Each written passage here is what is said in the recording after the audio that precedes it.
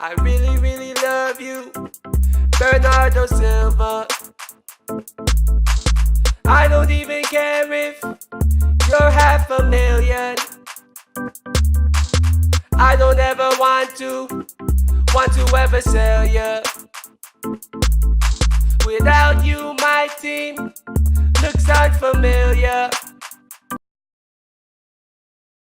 What is going on, YouTube? What's poppin'? Greetings, everything like that. We're about to do this team of the season Bernardo Silva review, and this looks like a very, very interesting card. He's 5'8", he has high medium work rates, he's left-footed with a 3-star weak foot, and he has the 4-star skill moves, of course. I played 9 games in the weekend league with him. I got 4 goals and 2 assists, and I believe that those stats don't really do him justice. It doesn't really give the full context of how good he played in game. Before I go any further though, once again, if you're new around here, do me a favor and hit the subscribe button down below. And if you haven't liked this video yet, go ahead and hit the like button down below if you're enjoying the content. Once again, I appreciate all you guys watching right now, all you guys watching me through your TV, through your mobile phone, through your computer, wherever you're watching me. I appreciate you. I thank you so much for watching this video. Now let's look at the stats a little bit closer. So, he has 90 pace, and the biggest stat there is the 95 acceleration. That's pretty nuts. I mean, if you look at the shooting, his passing and dribbling stats, they're all almost maxed out. Some of those stats are looking really nice. I mean, this is what team of the season is all about when you look at this card. Even his defending stats are pretty boosted up to the point where you could play him as a CM. And that's exactly where I played him. I played him in the CM position in the 4-3-3. And he was my more attacking CM, of course, but he was playing CM. So he did have some defensive responsibilities. And what I did was a little crazy, but I threw a Sentinel Chem style on him to boost his defending, to boost his physical, because those are the only things that really need boosts on this card. The rest of his stats are almost maxed out, so I felt like Sentinel was the best Chem style for him. So yeah, let's jump into the Weekend League gameplay. Let's get it. Alright, so according to Footbin, I'm looking at Footbin right now. I'm seeing the major L I took. I bought this card for $547.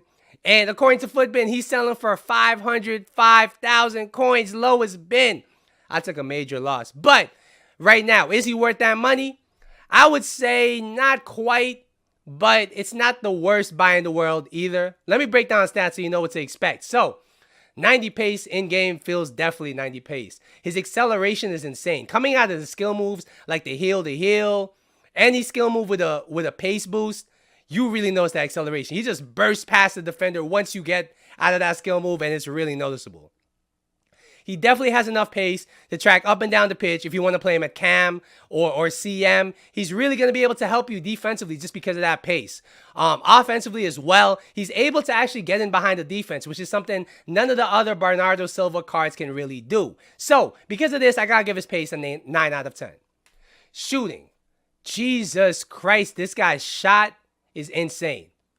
Number one, we got to talk about his attack positioning. His attack positioning was crazy. He was always in dangerous positions to really finish off attacks, to really contribute to build-up play, to really just make dangerous runs. His runs were very intelligent. I really noticed that. And on top of that, he's always there to corral a loose ball when it comes to finishing a rebound, or when it comes to, let's say, one of your other attackers get tackled. He'll be there to get the loose ball to continue the attack.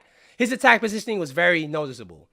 His finishing inside and outside the box was insane. To give you some context about how crazy this guy's shooting was, I didn't even know he was left-footed until halfway through the amount of games I played with him. I was taking shots with his right foot, and yo, his right foot's still pretty good. If you green time with his right foot, he's still going to be able to finish. That's how crazy his shot is. His low driven particularly was very powerful. I know his shot power only says 89, but all his shots were very powerful. They were very accurate, very precise. And if you get a shot off in or around the box, it's always going to test the keeper. His shooting was a very, very pleasant surprise. I got to rate the shooting at a 9.5 out of 10. His passing.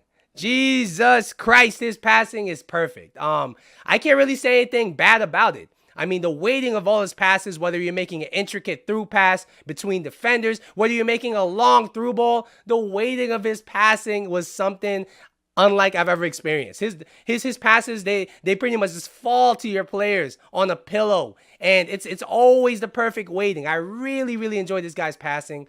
Overall, I got to say his passing is a 10 out of 10. I mean, I don't really imagine it getting much better than this. His dribbling was also phenomenal, honestly. His dribbling was out of this world good. The way he turns on the ball is so quick. He feels like Messi on the ball. Maybe even a little bit better than Messi. His turns were so quick. He was very evasive. And even when he gets tackled, the ball just bounces back to him over and over and over and over again. He has like a magnet on his feet when it comes to controlling the ball. As far as acceleration out of skill moves, like I covered earlier, he has a nice acceleration out of the skill moves. So you can wiggle around defenders. Then you can hit off a quick heel to heel. You can hit off a L1 fake shot. And he's gone. He's gone to the races, and you've just beat multiple defenders. And I was getting myself in trouble with this Bernardo Silva game. I'm a Bernardo Silva player. I'm not going to lie to you, because I was attempting so many dribbles with this card. Like, I was trying to dribble through entire defenses with this card, and it would get me into trouble. But that just kind of shows you how good his dribbling is. You kind of can get carried away with his dribbling. And honestly, he's one of the funnest cards I've tried in a long time because of his dribbling, his shooting, his passing. Everything on this card attacking-wise is near perfect. His defending. Honestly, we do have to cover his defending because I played him at CM as an attacking CM. And he does contribute defensively. His interceptions were decent. His tackling was okay. Like, I'm not gonna lie to you and say, yo, play this guy at CDM. His defending is legit. His defending is not that good. But he does do enough to play in a CM position, if that makes sense. Like, he will break up play from time to time. He will be able to track back with his pace. And he will be able to just pester opponents enough where you don't feel like he's a liability defensively. So overall, I would have to give his defending a 7 out of 10. His physical. Well, his physical stats, the only bad thing about it, I would say, was his strength.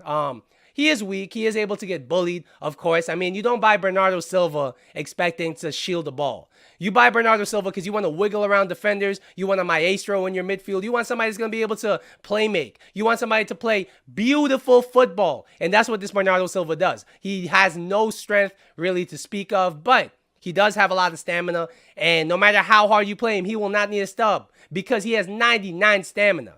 His jumping is something I actually noticed. I don't know if it's because I put a Sentinel Chem style on him, but he actually won a few headers. I mean, it's kind of crazy. He's 5'8". He has 71 jumping, but nonetheless, he was winning headers here and there. And like I said, as a CM, he just does enough to really pester the opponent, to really feel like, yeah, you can definitely play this guy CM at a high level in the weekend league. So overall, what would I rate this card? I have to rate this card a 9.25 out of 10. This card is actually a really, really fun card. He doesn't really have many weaknesses. I would say his 3-star weak foot is a weakness, but honestly, it felt more like a 4-star weak foot. Other than that, the only other weakness I would say this card has is just lack of strength.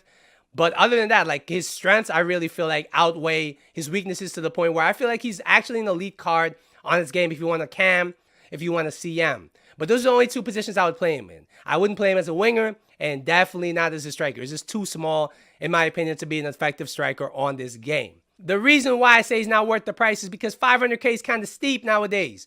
All right? And for 500K, you could buy a lot of different kinds of things on this game. And not only that, I know his price is going to drop. As the week progresses, it's already dropping. I think a better price for him would be 400 to 450K. And personally, I am going to sell this card, but I kind of regret it because I don't want to sell him. I want to use him for the rest of the weekend league. He's just that good. He's just that fun. And honestly, he's brought the fun back to FIFA for me. I really, really enjoyed this card. It's been one of the best team of the season cards I've tried so far on this game. So yeah, that's going to be my Bernardo Silva team of the season player review. Once again, don't forget to like and subscribe. I'll be back tomorrow with another video. It's going to be another player review. But until then, peace.